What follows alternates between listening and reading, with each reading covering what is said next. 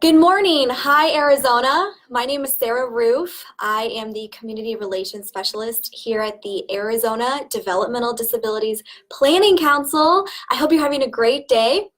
I am joined by JJ Rico. Oh, there's my hand. Hi, everyone. We are Facebook Live, and this is the first time we've done this, so thank you for your patience. We are going to be talking about service animals in Arizona. We love talking about service animals. It seems like we're talking about this every month. Yes, or more. Maybe this should be a monthly show, and we just come on here and answer your questions. By the way, we want you to engage. Please, if you have questions about service animal laws, emotional support animals, what's the difference? Please type them in the comments below, and we will do our best to answer them. I'm just going to go out on a limb. I don't think he would describe himself this way, but I think JJ is the service animal expert in the state. I will toot your horn for you. Yeah, that's a lot of pressure, but I've done it a lot. Answer a lot of questions, represented folks. So sure, call me an expert. Well, the only thing we're missing is like an actual, service dog or service, miniature horse or an emotional support animal. That would be perfect. Like, maybe we'll do that next time. We'll do that for the next session. I think the numbers would shoot through the attendance, and there's a nice service animal right here. Yes. Yep. So while you all are considering what questions to ask and maybe some things on your mind regarding this topic, we're just going to kind of go over the big questions. We hear a lot. I know I receive calls here at the council, people who literally are Googling questions about what's allowed, what's not allowed, whether you're a business owner, whether you are about to board a flight at Phoenix Sky Harbor or wherever, or maybe you are interested in getting a service animal, but you're like not sure where to start or if you need to get it registered. So those are some of the topics we'll be covering in our Facebook Live today. So JJ, what would you say is the number one question you hear from folks out there about service animals? Number one question, what is the definition of a service animal? I think that's the basic question, because so many people have heard different things. In Arizona, they think maybe the law has changed.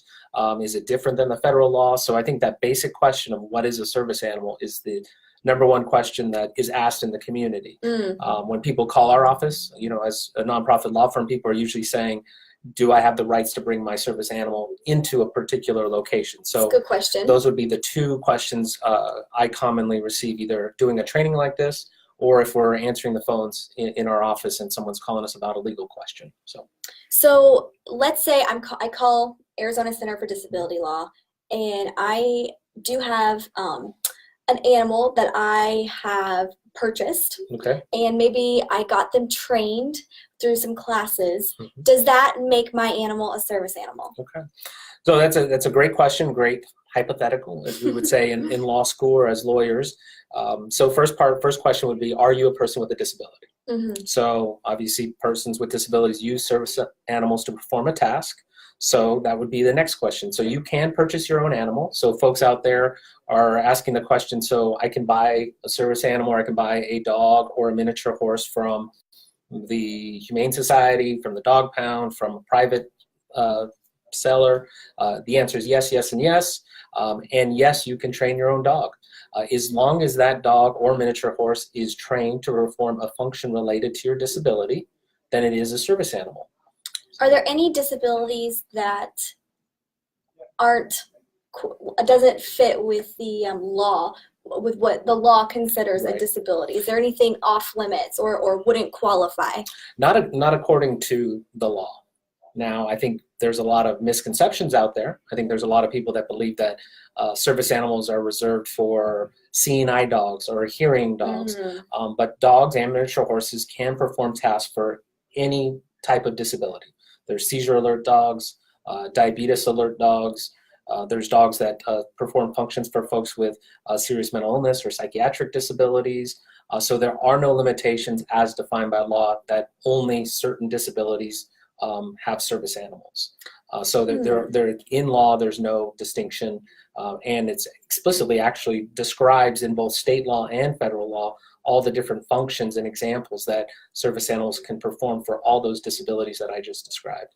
What if I suffer from, what if I have anxiety and I get panic attacks, but I never really been to a doctor. It's just something that I try to manage with on my own, and I've gone and went to the shelter and got a dog to help me with my anxiety. Okay. What about that? Is my dog now a service animal? So let me then we'll role play this, and I'll ask you the question: what function or what task does that service, or let's say that dog, perform for you with your anxiety? Well, the dog helps me feel better, like when I pet it, and if I'm having a panic attack, it comforts me. It just is like my companion and makes me calm down, and it's just there with me. So, again, based on the hypothetical and based on the facts that you've given, it does not sound like that dog is performing a function. You get comfort from it. It makes you feel better by petting it, but it's not doing something in response to your anxiety. So that's the difference. So again, just based on those facts, not knowing more, I would say it may be an emotional support animal more than a service animal. Okay, so I think this term emotional support animal is rather new for some out there, and maybe you've heard it in the news or you've heard friends talk about emotional support animals. We just talked about a scenario where that animal is this emotional support animal, but talk a little bit more about those differences. I know there's a lot of confusion out there regarding this exact designation between the two types, and we know that the law considers them different as well, correct? Sure, yeah, it does. So emotional support animals do not have access that service animals have access to buildings. Essentially, emotional support animals access is limited to fair housing, so apartments. If you live in an apartment, the HUD, the Housing of Urban and Development, has defined emotional support animals as allowed in those spaces. The Air Carriers Access Act, or if you're flying on a plane, still allows emotional support animals. But emotional support animals do not have access everywhere service animals have access. And so again, the distinction, and I'm just going to read, I'll be boring real quick and look at the state law for all of you. That's okay, you're a lawyer, you can do that. I get permission. So under the state law, which is Arizona Revised Statute 11-1024, for anybody who wants to look it up, it talks about a function, an example of a function. This is just one that says psychiatric disabilities that a service dog could perform by preventing or interrupting impulsive or destructive behaviors. So I'll give you an example of a client that we've helped. They had autism or they had a mental illness, both of these situations where the dog could recognize a breakdown, an emotional breakdown where they may become very anxious, maybe destructive.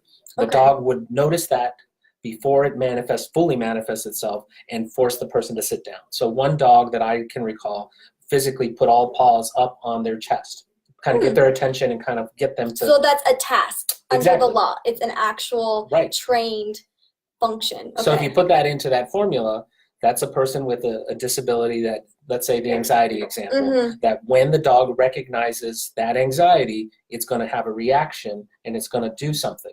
So it's either going to tug on the person, it's going to get their attention, it's going to get them to sit down, it's going to pull them out of a situation. So again, it's not just there and making you feel better because I'm petting it, you're petting it. It's actually doing something in response to your disability. So that's where it changes between service animal and emotional support animal. So let's say, going along with the hypothetical, I have a dog. It comforts me when I have a panic attack, but it doesn't I haven't trained it to put its paws on me or do a function, if you will. And let's say I live in an apartment. Right. And it's a big complex, and I want to get a waiver, a pet waiver. It's not a pet. Like, to me, this animal really helps me, but maybe it's not a service animal. In a housing type situation, if I'm a renter, what are my options? Okay, using your facts, what I would suggest is you can get a waiver. So a lot of times apartments, those of you who may live in apartments or looked at a lease before, it says pet deposit $50 or $500, whatever it is. You can ask for a waiver because this is not a pet. This is an emotional support animal. So what I would urge those out there listening to do is get a letter from your doctor notifying them that you're a person with a disability and that you utilize a service animal, or not a, sorry, in this scenario, an emotional support animal, and they should waive that pet deposit. That should accomplish that goal, but we get a lot of calls where a landlord is not accepting that. So we have developed some self-help tools where someone can use one of our form letters and fill in the blanks, and it cites to the law. You have form letters? We do. I actually did not know that. Where could I find that? Where could people out there find the form letters? So again, the description I think says where I work, the Arizona Center for Disability Law. Our website is azdisabilitylaw.org. Okay, I'll put that in the comments too. We have a fair housing guide there. But also if you call our office or do an intake related to this matter, we would send you that sample letter if this is your issue. So you can look us up on that website, or our 1-800 number is 1-800-927-2260. So again, the housing situation, both service animals and emotional support animals should not, renters should not have to pay pet deposits. Well, that's really good to know. Hey, we just got our first question. Yay. Thank you, Kristen. Kristen asks, is there state funding that can help low-income individuals with getting a service animal here in Arizona? Yeah, Kristen, that's a good question. Simple answer is not that I'm aware of. I know there's different organizations, Handy Dog, a few others. Obviously, if you Google it and specific to Arizona. From looking at it, actually, personally, for my younger son, some places have scholarships, but I don't know if it's low income based or what the standards are. So again, I don't have specific resources that I can refer you to, but again, the power of Google, the power of the internet, a lot of them have information on how to secure a service animal. But again, your question, the other thing is that a service animal, as the first scenario, could be anything. So it doesn't have to be a dog from one of these. I don't have to go out and buy a fancy trained dog. Right. I can train it. It can be any breed. It can be any size. It can fit the needs of your disability. And that's why some folks use miniature horses. I mean, you've heard me say miniature horse, and a lot of folks, when I go out and train, they laugh, and I wait for the laughter. Because I know. I shouldn't laugh, but I want to see one. I haven't seen one yet. So the best thing for miniature horses that has happened is the cute Super Bowl commercial a couple years ago. So miniature horses are not much larger than large breed dogs. What they provide is much more sturdier base and strength. A lot of folks who use them have hefty physical disabilities that need to maintain balance. I had a client who used one in northern Arizona, so the terrain was a little steeper, so it helped them in their wheelchair if they needed them to pull the wheelchair in times where they couldn't walk. And the life expectancy and usability of a miniature horse is longer than a dog. What people don't realize, I have a 17-year-old dog, which is amazing. What? Yes. Wow. But the function of my 17-year-old, she's not a service animal, but the function of a service animal is usually limited. So by the time you get it trained, and by the time it's probably still effective, you may have a dog for 5 to 8 years, where a miniature horse sometimes doubles that. Their life expectancy can be in the 20s, and their usability as a service animal can also be double. So that's why a lot of folks use miniature horses. It's not as frequent, so they're not going to be in every grocery store or those kind of things. I'm still waiting. But in my scenario, my client had little shoes for Lucky the miniature horse, and each had a little diaper as well. So the worries of like, oh, it's going to poop everywhere, or it's going to scratch the floors, that can be accommodated by some mini shoes and also a mini diaper. So. All right. Well, that's great information. Hey, we got another question from Anne. Anne is asking, are there limits on what types of animals can be service animals? Yes. So recently the federal law changed, and so they changed the regulation to apply to only dogs and miniature horses. What was some of their reasoning behind that? So, I wasn't involved with any of the legislation or knowing the behind, but doing a little research, I think that they wanted to limit it because folks were using a lot of different type of animals as service animals. And I've heard of many scenarios where they were service animals in my legal interpretation, but I think there was strong lobby to limit what a service animal was. And I think the business community came out and lobbied really hard to limit it to dogs and to miniature horses. Now, when we talk about emotional support animals, especially in the housing situations at an apartment complex or something like that, is it also just limited to dogs and miniature horses? Right. So that's a great question, and it goes to, I think, Anne's question as well. Emotional support animals are not limited to dogs or miniature horses. So you do hear a lot of examples of other animals that provide emotional support. I've heard of baby chicks that helped a child with autism. It helped with the interaction. Sometimes children with autism, people with autism have some social interactions that they need to develop, and that was fostered through the use of these baby chicks. And so a lot of, if you live in the city, you can't have chickens or those kind of things. And so they applied for a waiver and a reasonable modification of the law under Title II of the ADA, and they were able to keep their chicks and help their child with autism. We've seen other emotional support animals, birds, reptiles in some situations. Nice. So again, right now the emotional support animal definition is not limited to dogs or miniature horses. So let's talk a little bit about airlines, because I know, we've talked about housing, we've talked a little bit about businesses, although we should probably touch on that a little bit more with a lot of news stories about service animals and businesses like restaurants especially, or like grocery stores where food is present. Right. But before we get to that, one question I had asked you before we started was about airlines. And I think this is especially confusing because they have their own set of rules. They allow emotional support animals, but that they have recently, depending on the airline, changed those rules. And there's a lot of, again, confusion out there about what can I do, who can I bring. Speak a little bit to that, because I think that's confusing for some folks. Sure, and I think that a little bit is a good kind of way to define it, because we could have a whole session just on this. This would just be about airlines. I asked for some support. One of our legal interns helped me kind of see what's going on out there, and all the airlines we looked up are doing something a little different. So that makes it much more challenging for you as a person with a disability to know what are your rights at United Airlines, what are your rights at Alaska Airlines. But what hasn't changed, and what's important for you all out there to know, is the actual definition by the FAA or by the Air Carriers Access Act hasn't changed the definition. So you can, as you've said, you can bring an emotional support animal.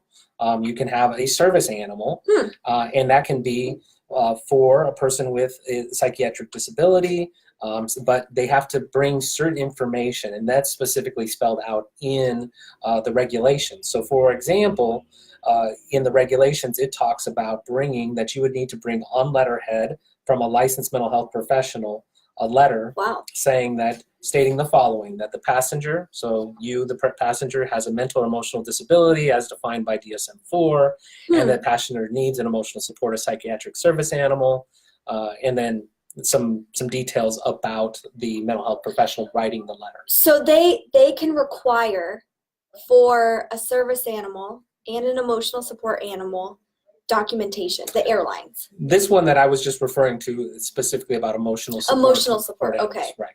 Or a psychiatric service animal. What if I have a vision disability and my service animal is a guide dog? Do I need a letter? Do I need this like doctor's note? Not that I saw. Let me see real quick just to look. It says or documentation. So service animal still is defined in the Air Carriers Access Act as dogs, cats, monkeys. It gives those examples, and then it gives examples of functions that they perform. So that would be under 14 CFR section 382.55. I want to get that tattooed, right, on my arm. Yes. That section again is 14 CFR section 382.55. And so that breaks it down. It talks about the definition of service animal, again using the same definition that we were talking about earlier: any animal that is individually trained or able to provide assistance to a qualified person with a disability. Okay. So what's key there is any animal, where what we were talking about before, service animal in public settings is a dog or miniature horse, and then continue with the definition. So that's really important to realize. So if you're out there and you're using a emotional support or service animal that does not fit the service animal in the community definition, but you need to board a plane, you can. Now, let's just practically play that out. As you're commuting to the airport, are you in your own car? If you're in your own car, you're okay, because you're transporting your service animal that's not a dog or a miniature horse. But let's say you're taking a Lyft or an Uber. Oh, Well, yeah, good point. You're going to encounter problems there. We've heard a lot of complaints against Uber and Lyft and taxis not allowing service animals. And so you may encounter a barrier there. So again, be prepared. That's one of the things I know as we talk about some of the changes in the Arizona law in terms of the penalty. Things that we're advocating for is for people with disabilities to be prepared when they go out to the community, because there will be interactions with businesses, there'll be interactions sometimes with law enforcement. So again, to be prepared as you go out in the community, be aimed with the information we're sharing now and also information about yourself and your service animal. I think that's a really good point. Even if maybe you're not required to I don't want to be confusing out there for people, but if you read up on the law and you know your stuff, that's going to just help facilitate those conversations. And that way you're informed about what your rights are, as well as the rights of whatever, business or public space you're in. What that interplay is. Sure. We're going to say something. We've got another question from Kristen.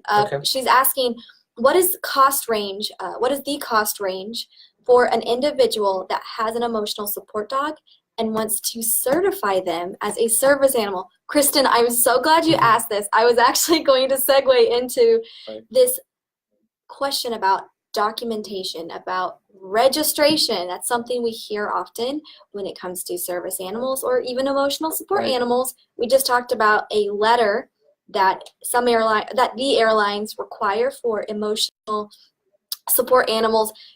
Does one need a letter just for other aspects besides the airport? So for those of you who are out there, now we're going to, I hope we don't confuse you. So we're segueing from discussion of emotional support animals on an airplane and now back to service animals and what is a requirement for service animals. So unlike and different than airlines, you do not need a letter. You don't need certification. You don't need a stamp. You don't need a vest. You don't need. Do I need a bat? Do I need a little card? Nope. There's no card. There's no state, no private company that. Well, there are private companies that sell cards, and there are private companies that will say your dog is certified. But under the law, under the Americans with Disabilities Act, and the regulations that define service animal, and in Arizona, there is not certification required. Nice. So again, that individually trained, perform that function, that task related to your disability, that's all that's required. And that makes things easier for sure in one aspect. Right.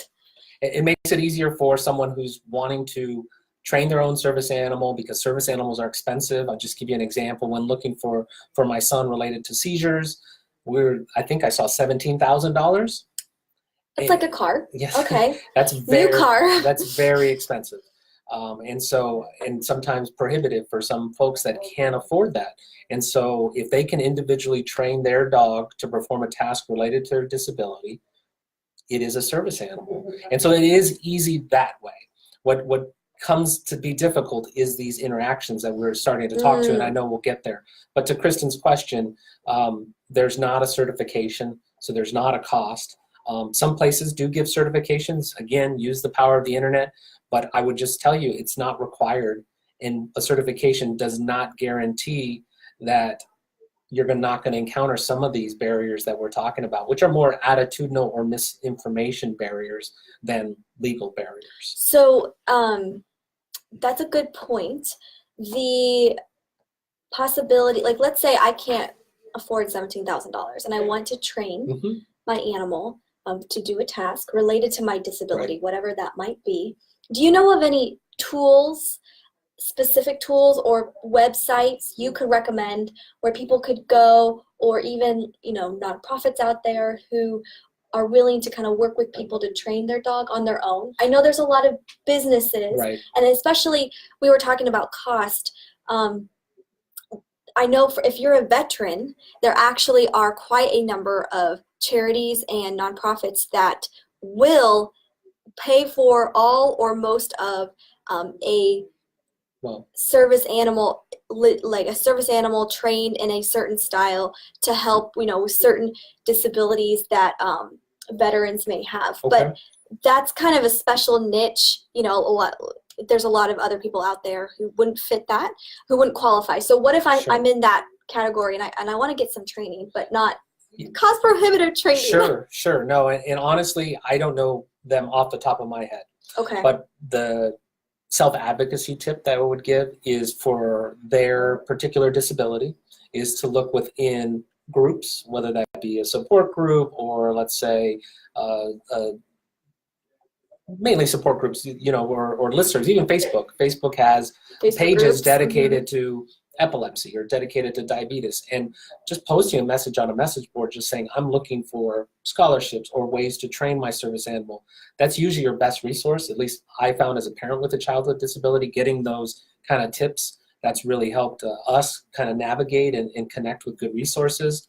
So I know it's not a definitive answer of go to this location or go to this business. Okay. But for sure, put that out into your supports, and you'd be amazed at who's saying, oh, I use this service, or I went here, or I know of this person, and then you're off and running and helping, getting your service animal trained. Okay.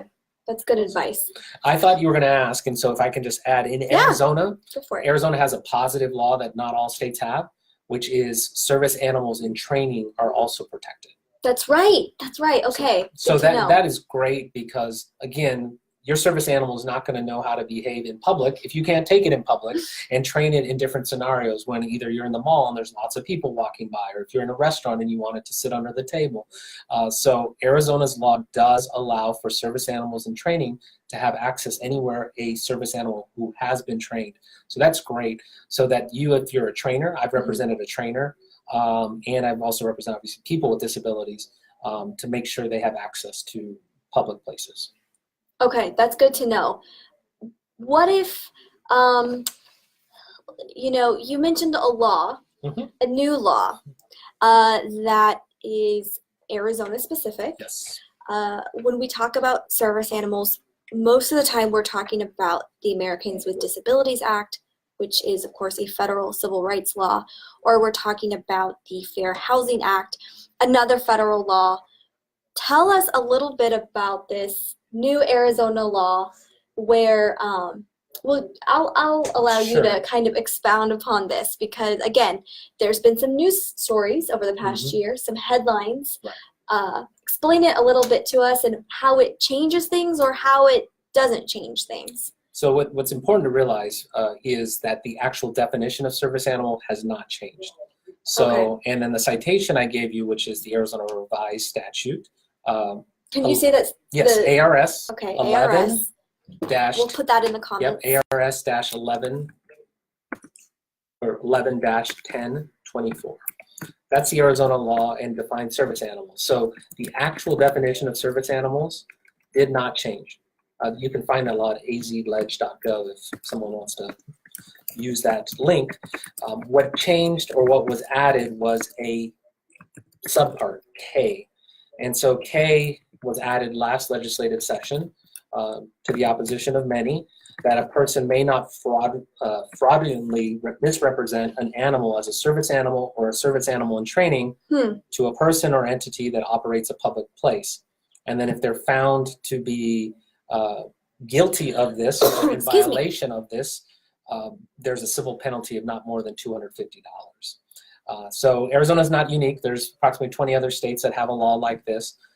But again, our position as a civil rights, disability rights advocacy group was that those most harmed or potentially facing some of these challenges would be actual people with disabilities that have legitimate service animals. But when a business owner may not be educated that a service animal can serve someone with a psychiatric disability, or a service animal, or a person with a disability doesn't have to have an obvious disability to use a service animal. Yeah.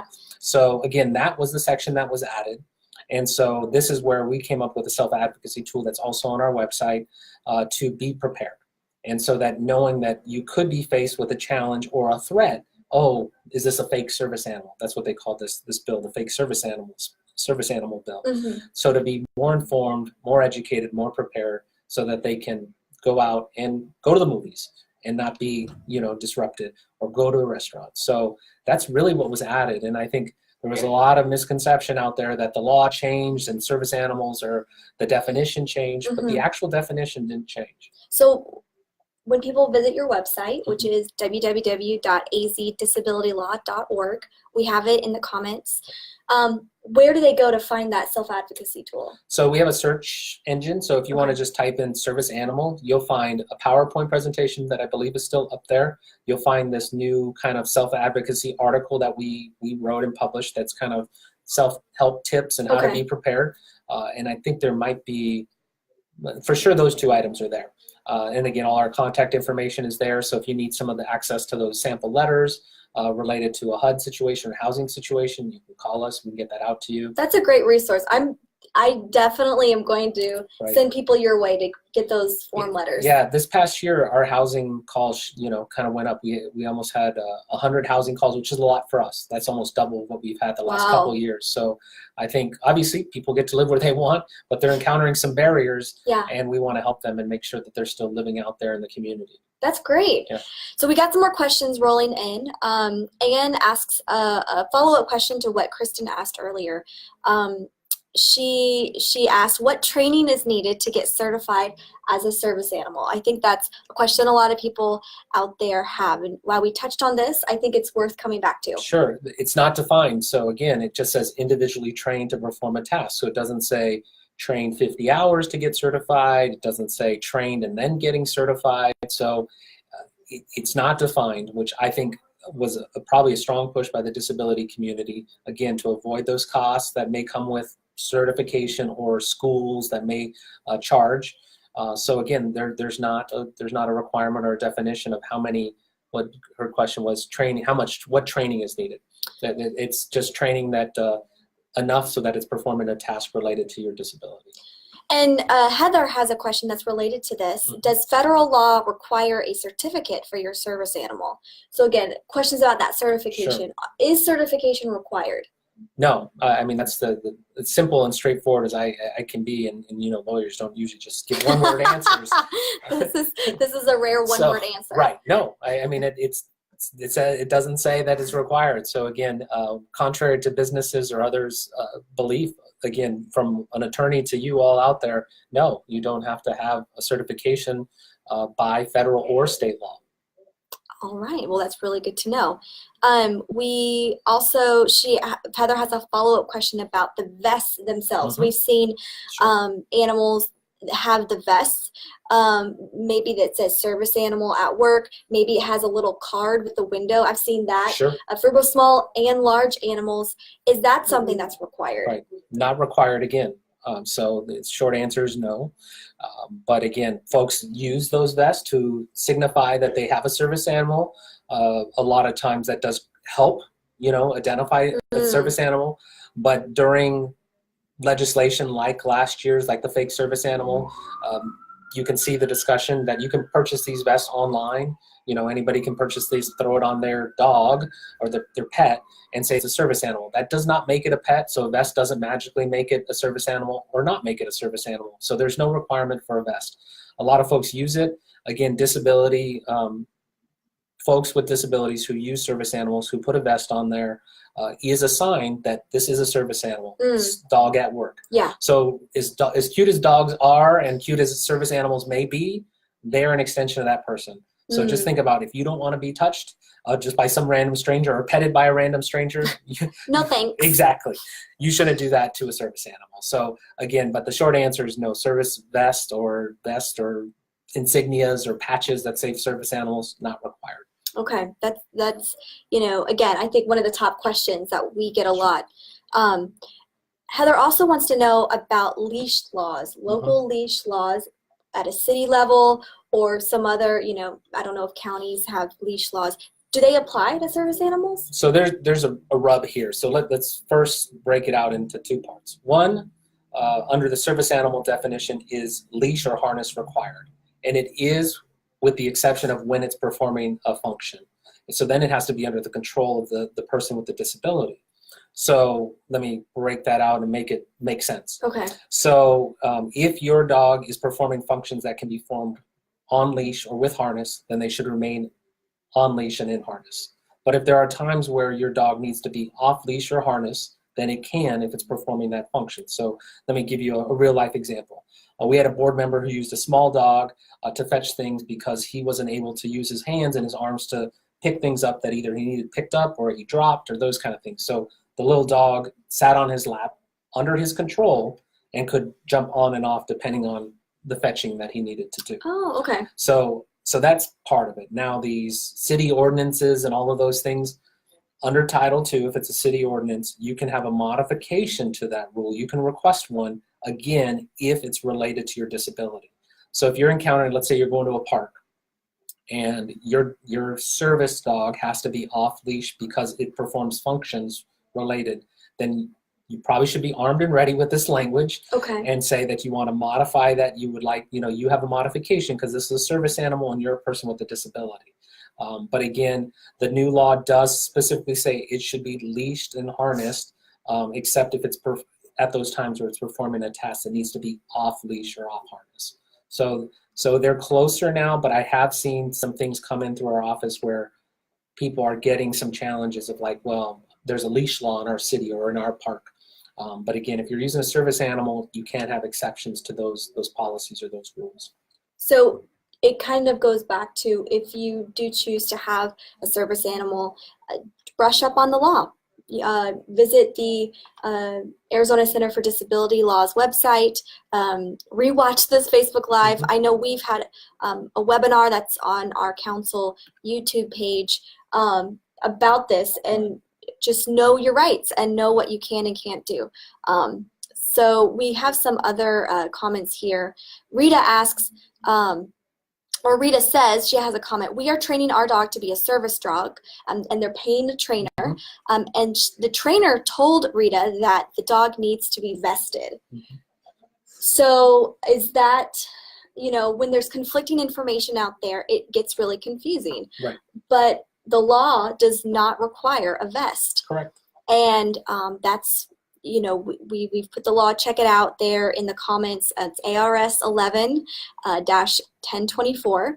I don't have any state law memorized, like the code, except for that one. I just look at it that often. And, you may want to print it out and show your trainer. And I can see how you mentioned, well, it might smooth things over with businesses. Right. If they see a vest and that maybe social, it makes it a little easier, but it's not really saying, is this a legit dog or anything? It's not required. So, right. So there's again, that element. Yeah, for Rita, I would just, know your rights. I mean, know that you don't need a vest. You can ask the trainer, what's the suggestion? And it could be to Sarah's point, and I think it's the point that it's a well-taken point. If it looks like a service dog, you're probably going to encounter, less barriers than if it doesn't look like a service dog. We've had situations where our clients that we represent, I represented one who used just a rope leash. So it wasn't a standard, kind of harness like you would see maybe someone who's blind who has a specific type of harness. And so they're like, well, that's not a real leash, so it can't be a service animal. So again, what's a real leash? I didn't realize that was right. like a scientific. So but again, maybe again, this person knows that you're going to encounter some not positive interactions. So the more you can present your service dog as a service dog in the stereotypical sense, or the most common kind of image in your mind, maybe you encounter less barriers. So on that point, a lot of those vests, if you do get a vest, I found some really cool ones that have a pocket. Where what I've suggested, or actually was a suggestion that one of my clients had, was put the Department of Justice information in there. And so then nice. If you encounter an interaction that's not per the law, you can pull that out and show it to them and say, look, here's the law. Now, that doesn't solve all the problems, but sometimes it helps. And again, it's one of those, you're geared, you're ready to have a positive experience rather than a negative experience. So again, Rita, I'm sure it's well-intentioned, but there's nothing in the law that requires it. That's good advice. Camber has some comments. She mentioned how certification is not required. She also said a lot of other states allow service dogs in training to access the same rights to public spaces. So that's good to know. Right. It's a positive law here. So that's good. So are there any is there anything you'd like to share from the point of view of businesses? Because we do get questions. I know you represent individuals with disabilities, you don't represent businesses, but is there anything that you'd like business owners out there to know? I'll tell you something I've noticed recently. I've noticed more and more signs, whether it's Chipotle or Fry's grocery store, that say, we welcome pets, or I'm sorry, we welcome service animals, please no pets. So I don't know if they're hearing from their attorneys or just confusion out there. I see more and more of those signs posted, so I know they're getting interactions with the public regarding this. Is there anything that you would like them to know? Sure. I mean, again, I've seen more signs go up, and again, I'm hyper alert to these things just because this is my area. But I saw the largest sign I've ever seen just on Monday. So I was trying to take a vacation day. Like how large are we talking about? It was probably a good, I'm looking at a whiteboard over here. So what is this, 5 by 5? 5 feet by 5 feet. And it said, no pets, service animals as defined by the ADA or state laws. So that's not a bad sign, but it was huge. And that wasn't bad because it said, unless as defined by federal or state law. I've seen some that get it wrong that say like no psychiatric animals. Well, remember today we talked about emotional support animals. So I'm okay with signage because I think people with disabilities look for signs. Yeah. Obviously they're looking for welcoming signs, but they're also looking for signs that they know this place is either not accessible, where's the accessible entrance, what's the attitude towards service animals? Is it right or is it wrong? So again, I would encourage business owners to take more training. Obviously they have access to all this information. Nothing that I've said today is not public. It's available on the Department of Justice website, links that Sarah listed. Just research and learn definitions. And then if you want to create signs, create signs. Years ago, I know many times people were asking me, where do I buy a sign? I don't know where to buy those signs, but I know that, again, Google and I'm sure you can find something. But whatever sign you put up, make sure that it is consistent with Arizona law. Remember the definition of both Arizona and federal law is the same. So again, I encourage businesses to educate themselves. One of the things that I will say to service animal users and business owners is know that a service animal, legitimate service animal, can be booted out of, let's say, a restaurant for not acting like a service animal. So what is not acting like a service animal? So in state law again, we'll go back to that. So if the animal's posing a direct threat, so is it like biting people? What about barking?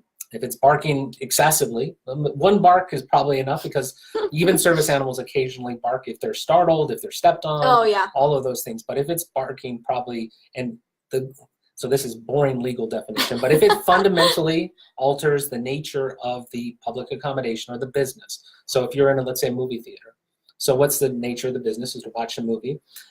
Besides the people talking or looking on their cell phones, usually there's not a lot of interruption. So let's say the dog just keeps barking and you can't hear the dialogue of the movie. That could be a reason, again, excessive, it's more than one. So that would be, does it pose an undue burden? Do you have to buy something special for the dog? Usually that's not the case, but that's also in the law. So does it change the nature? And then is it out of control? So if it's not in the control of the handler and it's just running up and down the aisles, let's say, it's running through the restaurant, it's running back into the kitchen area, you don't have control, defecates and urinates in the space that it's not supposed to, then the service animal, this is legitimate service animal, can be excluded. Because a lot of times I hear business owners say, our hands are tied, we can't do anything, we can't exclude. You can, and that's in the law. So that's nothing that I'm saying, go do this. That's what the law says. And so again, you have a business to run. If your business is running great and properly, go for it. But again, do not interrupt the rights of people with disabilities. That's kind of my message is educate yourself, but also allow access.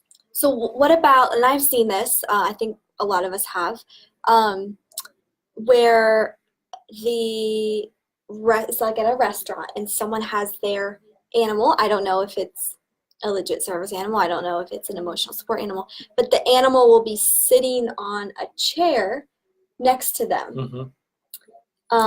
That's kind of, what do you think about that? Where does that fall into this? So, I mean, again, we've seen this sometimes in different scenarios, but in your chair scenario, again, does it have to have its own chair in order to access the person?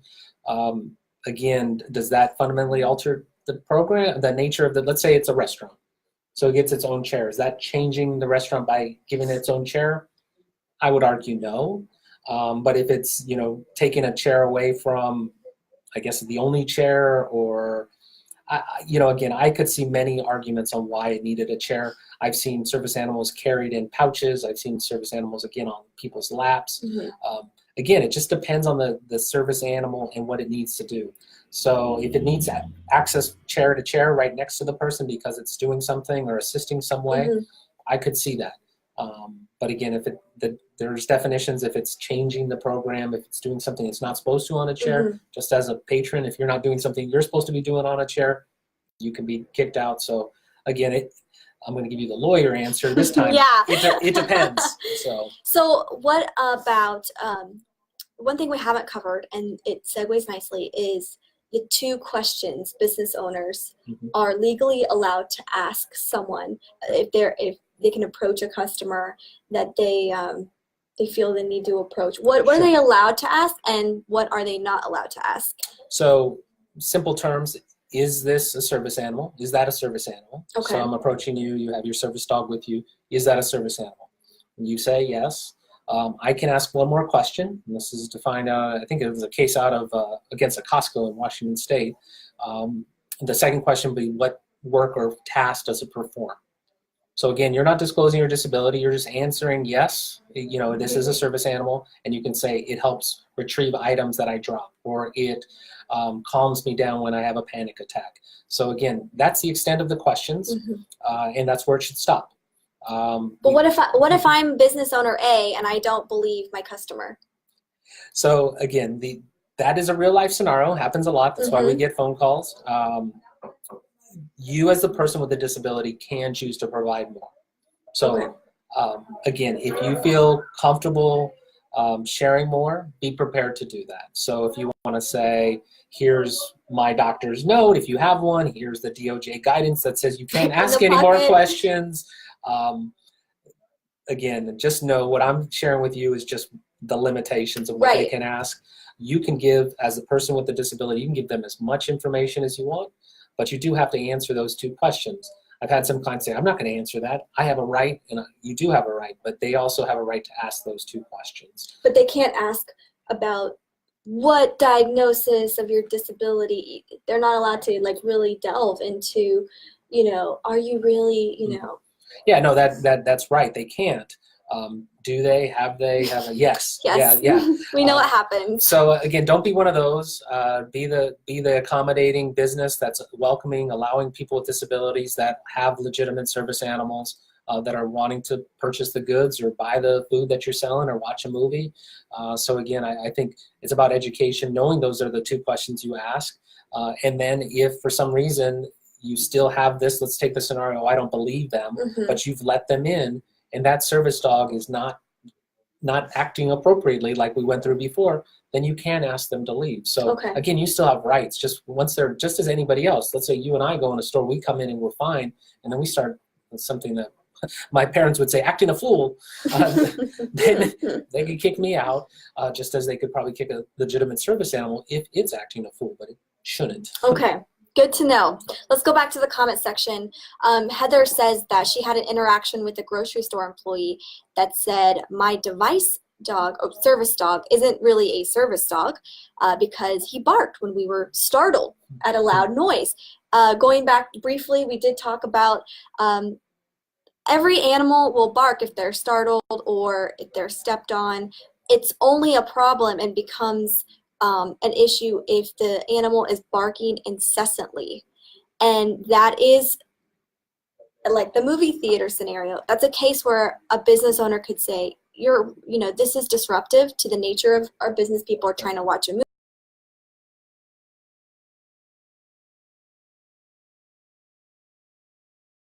Service animal question and answer. This is our first Facebook Live, and I didn't know it kicks you out after a certain time limit. So we hit the time limit, but that's okay. We love talking about service animals in Arizona. I'm here with JJ Rico, Executive Director at the Arizona Center for Disability Law. If you need captioning, of course, you can click on the link in the description, and it will pop up a second window where you can follow along with some captions. Thank you, Carla, to our captioner here in my office.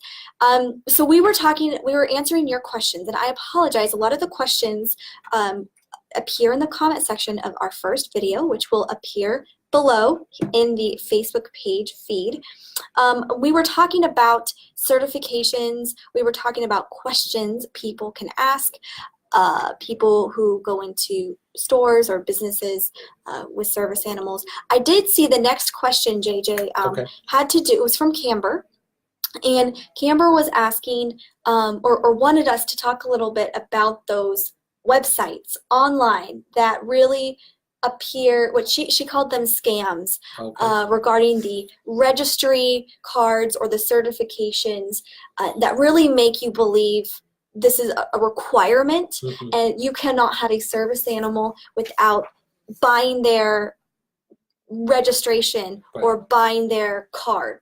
Can you speak to that a little bit for Camber? And Sure. I'll pull up these other questions. Yeah. No. So, I mean, I think simply is you're right that there's a lot of these websites out there. But as we've kind of talked a few times in answering different questions, there's not certification required. So purchasing something online doesn't help one way or another. Does it give you a piece of paper? Sure. But again, businesses are onto this too. So they may question that piece of paper. It would shock me. One of the things that would shock me is like, well, that certification doesn't look legitimate. You don't need certification. Why are you showing me that? But again, it's not required, so don't spend extra money. Again, I think the Department of Justice FAQ, frequently asked questions, is a great resource. Our stuff on our website is a great resource to carry along with you. If you have a certification, if your dog did go through training, great. I'm not saying that that's a bad option. If you have that opportunity and they've given you something, have a copy of that also. People laminate cards. Sometimes people have prescriptions from their doctor that say person uses service animal. If you have any of those things, although they're not required, and you're not opposed to taking them or having them with you in your purse or with you on your body in your wallet, go for it. Again, there's nothing I'm saying is you don't have to carry something, but the law doesn't require that is the point I'm trying to make. Okay, so going back to the questions that appeared in our previous part one, we have some other questions kind of going back to what types of service animals are allowed. Okay. Again, I know some people are just joining us or they'll be watching us later on, and so we talked a little bit about for service animals, what kind of animals are allowed?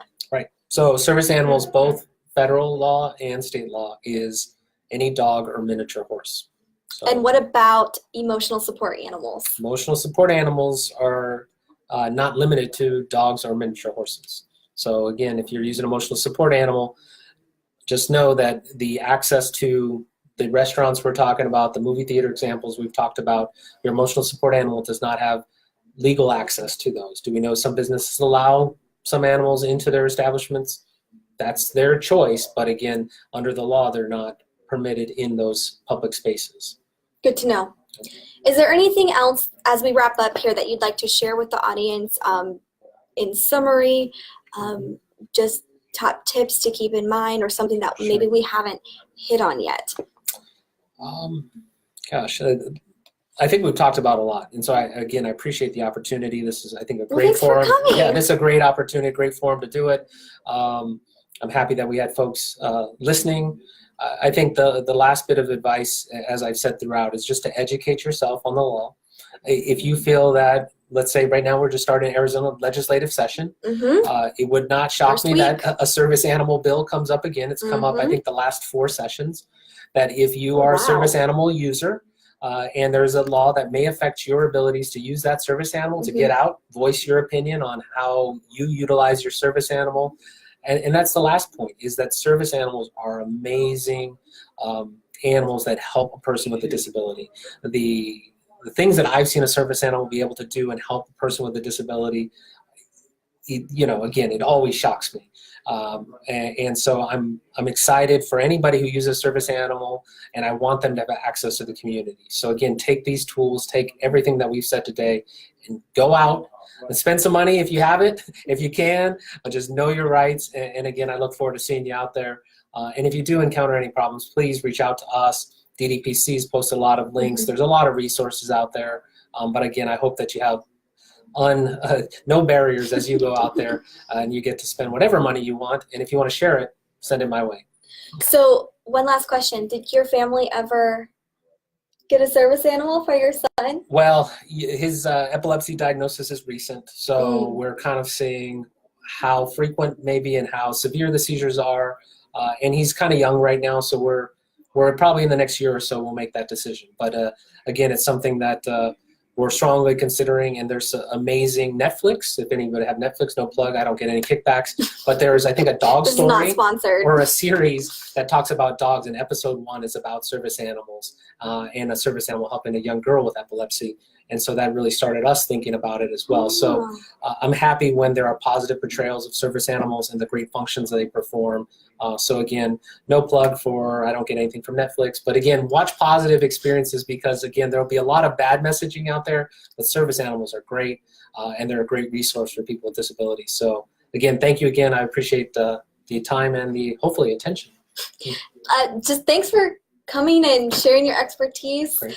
We may do one of these in the future, perhaps about service animals again, perhaps about another hot topic in the disability community here in Arizona. As always, like JJ mentioned, both of our organizations are part of what's called the Developmental Disability Network, and we work together to answer your questions, whatever they might be, regarding housing, regarding transportation.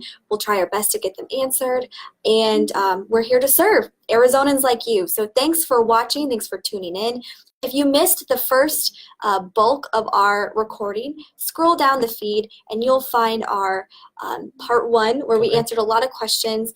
Facebook Live then cut us off, so we had to jump on a second video here. And if you're watching on YouTube at a later date, hi, this will probably be all edited together. So we just appreciate your interest and keep those questions coming. And thank you so much. Have a great day, everyone. Thanks. Appreciate it.